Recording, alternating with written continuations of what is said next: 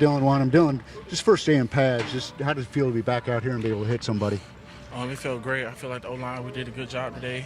We just got to build on this, and yeah, it felt great. Talk a little bit about just the last few months from a mental standpoint, from a physical standpoint. What have you been doing to stay ready for this opportunity?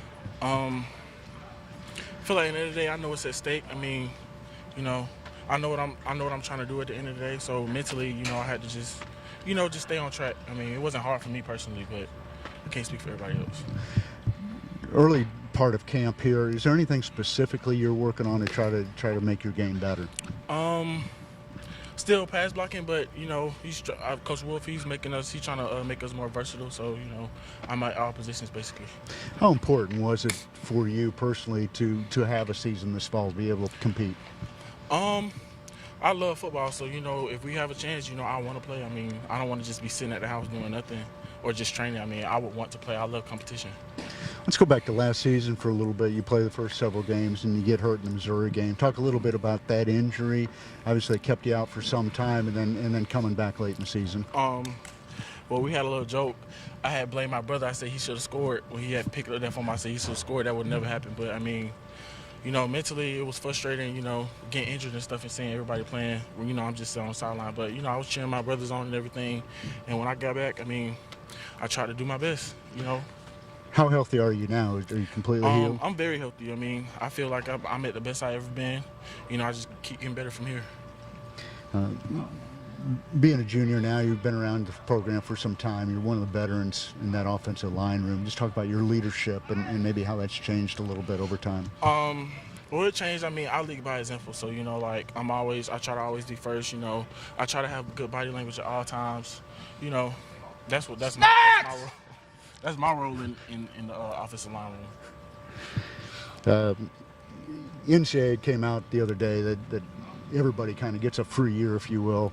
Have you thought about what that means for you personally, or what that would mean for the guys just in general? Has there been much conversation about that?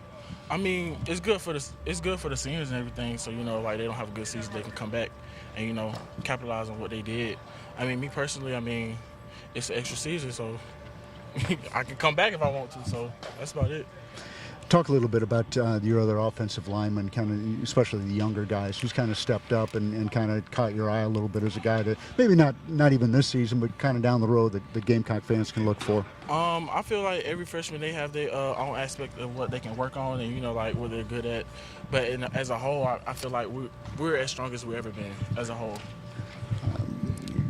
Coach Eric Wolford, been here now a few years for you. Just talk a little bit about Eric and what he kind of brings in that room as a coach. I mean, he coach hard. I mean, that's his style. That's what he do.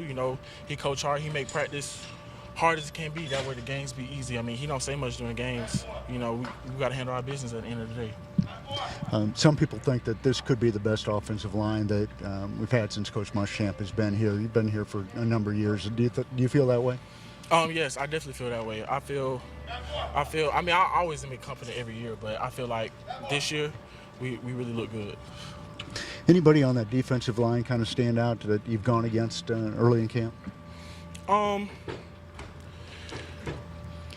defensive line good. I feel like, I mean, Aaron, I always go against Aaron, With Aaron, he's a good player. It's more of a mind game with him. He's very smart.